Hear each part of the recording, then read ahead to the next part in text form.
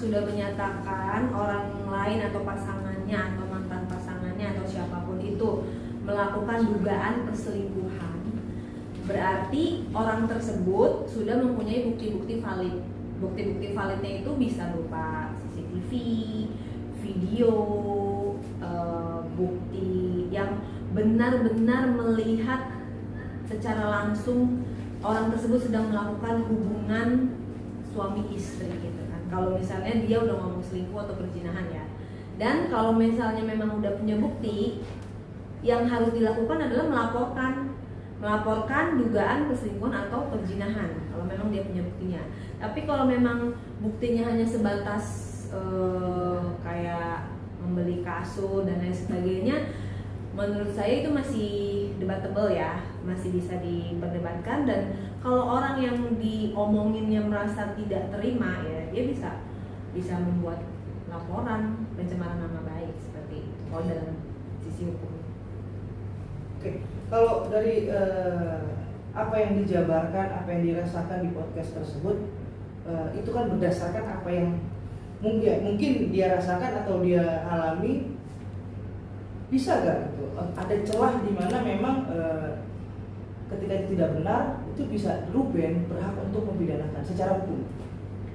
Ya, untuk mempidanakan seseorang itu kan hak setiap warga negara, boleh gitu, siapapun boleh melapor. Yang penting selama memang orang itu mempunyai bukti-bukti dan orang itu bisa mempertanggungjawabkan kata-katanya. Karena ketika kita ngomong di ruang publik, ketika kita ngomong di media massa, apapun statement itu harus kita pertanggungjawabkan, harus bisa dibuktikan kebenarannya.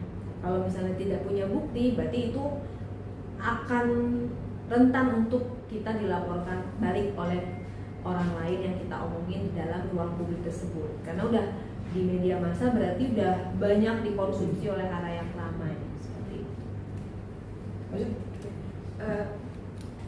Oke, mungkin Kare melihat kisruh dari Ruben dan Sarwenda sendiri, artinya secara segi hukum apakah nantinya Ruben bisa mendapatkan hak asuh anak sendiri, mengingat kita tahu Ruben lagi gencar-gencarnya ini sedikit-sedikit mengeluarkan bukti bahwa apa yang dituduhkan Sarwenda ini tidaklah sesuai kenyataan yang ada.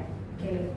Dalam seseorang melakukan gugatan hak asuh anak, itu kan yang nanti akan diperlihatkan kan tuh bukti-bukti, sehingga nanti hakim akan memutuskan siapa yang layak untuk memberikan atau diberikan hak asuhnya selama anak itu sampai dengan usia 17 tahun. Nah, itulah tugasnya nanti pihak penggugat ya, dalam hal ini kan gugatan perdata hak asuh anak, yang harus memberikan bukti-bukti yang dilampirkan dalam sidang. Apa sih gitu loh, bukti-bukti apa sih yang dipunya sehingga dia layak untuk memegang hak asuh anak daripada ibunya. Nah, kemudian si tergugatnya, si pihak ibunya tersebut juga nanti di pembuktian, di mediasi gitu, di mediasi juga atau di pembuktian juga tetap harus menunjukkan kalau ibunya itu misalnya dalam keadaan sehat, terus tidak sakit, tidak dalam keadaan tidak normal ya. Kalau misalnya tidak normal kan berarti tidak layak. Jadi seseorang layak itu kan dilihat dari segi kesehatannya. Misalnya dia sehat, normal, layak, berarti dia layak. Terus dari banyak faktor seperti itu. Ya nanti hakim yang akan memutuskan kira-kira siapa yang akan layak mendapatkan hak asuh anak. Dan satu lagi, jejak digital juga mungkin itu akan menjadi bukti gitu kan. Karena kan selama ini kan banyak beredar di media sosial, di TikTok itu kan jejak digital yang sudah dilakukan hal-hal oleh tergugat maupun penggugat. Nah, itu akan dijadikan bukti. Apa saja yang dilakukan oleh penggugat, apa saja yang dilakukan oleh tergugat, bukti jejak digital itu tidak bisa dipungkiri. Gitu. Itu akan menjadi bahan pertimbangan hakim dalam menentukan akhirnya hak asuh akan jatuh ke tangan siapa. Kali ini kan udah satu Indonesia Raya kan udah menjadi tontonan masyarakat banyak luas gitu. Nah, eloknya itu kalau kita kan saling berbalas pantun lah istilahnya, biar sana bisa sini, dan secara kuasa hukumnya saling memberikan pembuktian sama lain. sebagai praktisi hukum semestinya seperti apa sih ini dua belah pihak? Semua punya hak yang sama, boleh dari pihak si siapa ayah boleh melakukan gugatan hak asuh, boleh gitu. Dari misalnya dari si pihak ibu, kalau misalnya belum punya harta gono gini juga bisa mengajukan gugatan harta gono gini. Semuanya bisa ditempuh gitu, jalur mana yang bisa ditempuh, mereka punya hak masing-masing gitu. Jadi kalau dibilang ya sebenarnya damai lebih indah gitu ya, kesepakatan berdamai, karena walau bagaimanapun kan dilihat oleh anak-anak gitu ya, mereka juga nanti akan dewasa, jejak digital itu juga nggak akan hilang gitu. Ada baiknya ya stay cooling down dua-duanya gitu, tidak muncul terus di permukaan sehingga jadi panas gitu ya. Lebih baik ya mendingan pilih pengacara yang bagus, yang baik, yang bisa untuk menyelesaikan itu semua. Oke, kali ini kan awalnya kan kasus ini naik itu kan gara-gara video viral Sarwenda saat live itu. Awal mulanya ya. Awal mula ini mencuat dan ramai ini kan video itu. Menurut Kare, Sarwenda ini akan berat gak sih nantinya untuk mengambil hak asuh anak karena video itu memberatkan gak sih Kare? Mungkin itu akan menjadi opini ya, maksudnya point of view dari masyarakat gitu kan. Tapi balik lagi karena hakim itu kan dalam memutuskan perkara itu tergantung kepada pembuktian, yang kedua tergantung kepada hati nurani hakim itu sendiri gitu. Jadi kalau dari pembuktiannya sudah cukup, dari hati nuraninya, tinggal nanti dari hati nurani, karena hakim boleh memutuskan berdasarkan pembuktian dan hati nurani. Kira-kira nanti lebih condong kemana? Hakim itu kan wakilnya Tuhan ya, harus adil gitu.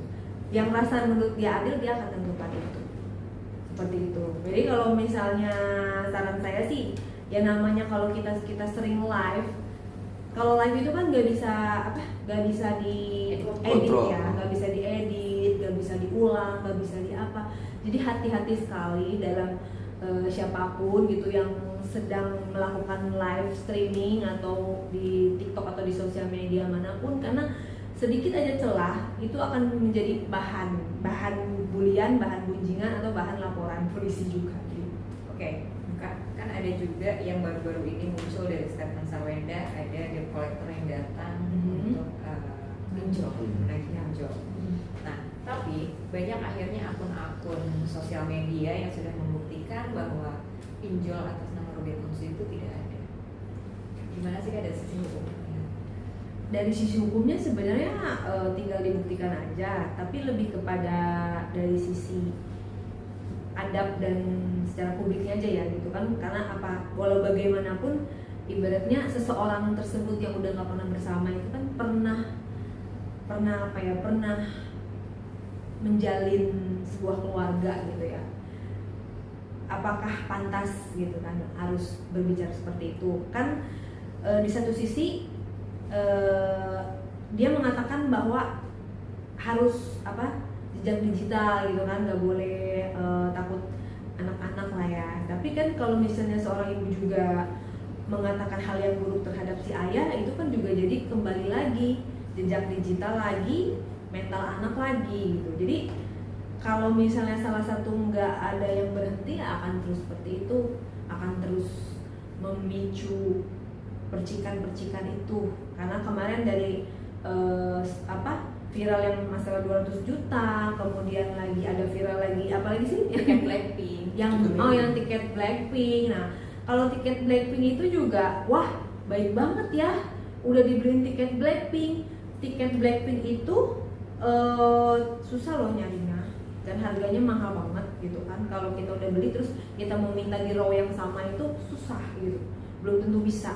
Tapi hebat udah dapat tiket Blackpink itu kan. Kalau one tiket itu susah banget ya, karena kan banyak juga teman-temanku yang pencinta K-pop gitu kan. Jadi kita sangat salut gitu bisa dapat tiket semahal dan semewah itu. Dan kalau misalnya tugas seorang ayah kan sebenarnya menafkahi itu makannya, sekolahnya, sandang, pangan, papan, tempat tinggal, dan kalau dia sakit, misalnya ke rumah sakit atau kesehatan, pendidikan ya, tanggung jawab atas kesehatan, pendidikan dan sampai kesejahteraan sampai dia dewasa gitu. Tapi kalau Blackpink itu bukan masuk kebutuhan pokok ya.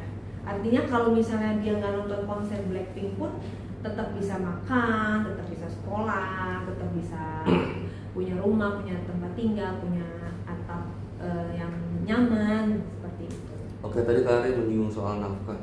Menurut Kak berarti apakah tepat gitu Ruben Onsu memberikan nafkahnya saat ini dengan karena tidak mendapatkan haknya untuk menolong anak-anak. Dikembalikan lagi karena kan trigger dari dia nggak bisa ketemu anak, akhirnya dia menggugat hak asuh anak. Jadi biarkanlah proses hukum ya yang berjalan, karena apa? Ini sudah masuk ke ranah hukum perdata yang mana gugatan hak asuh anak sudah rilis, sudah ada rilis pengadilannya gitu. Jadi menurut saya ya kita doakanlah yang terbaik untuk mereka berdua gitu dan anak-anaknya, bagaimana nanti penyelesaiannya, karena nggak ada masalah yang sesulit apapun tanpa ada solusi. Pasti ada solusinya, cuma tinggal dari kitanya egonya mau nggak menyelesaikan, duduk bareng dengan orang yang sudah pernah menyakiti kita misalnya atau dendam dengan kita. Nah itu yang susah gitu dari seorang diri manusia itu kadang-kadang. Sebenarnya masalahnya simpel, cuma tinggal bagaimana kamu maunya bagaimana, aku maunya bagaimana, terus jalan tengahnya bagaimana. Nah, dari sisi seorang ibu maupun seorang istri gitu ya, melihat persoalan ini kan juga akhirnya menjadi konsumsi publik ya gitu. Apakah di dalam kondisi yang sedang panas kayak gini tuh orang-orang sekitar itu juga mempengaruhi apa yang menjadi sikap seseorang yang saat ini sedang bermasalah? Gimana tadi, apa yang mempengaruhi? Apakah orang-orang di sekitar, di sekeliling si orang besar, si S dengan CR ini juga mempengaruhi cara pikir, cara bersikap yang keluar di depan publik? Ya, sedikit banyak pasti mempengaruhi, karena kan kalau kita misalnya gimana sih menurut ini, udah gini aja, pasti nggak murni dari apa yang kita mau gitu. Jadi mendingan seseorang ya duduk yang benar-benar yang dia yang berperkara aja gitu, dari tidak melibatkan pihak-pihak yang tidak ada legal standingnya kalau misalnya dalam hukum itu kan. Maksudnya dia tidak ada masuk, kalau kuasa hukum kan masih ada legal standingnya ya. Yang tidak ada legal standingnya lah orang-orang yang hanya nimbrung, hanya memberi saran, menurut saya itu tidak bijak. Duduk bareng aja dengan orang-orang yang memang prinsipal gitu ya. Prinsipal tuh ya orang penggugat dengan tergugat dan kuasa hukum, udah cukup sampai situ.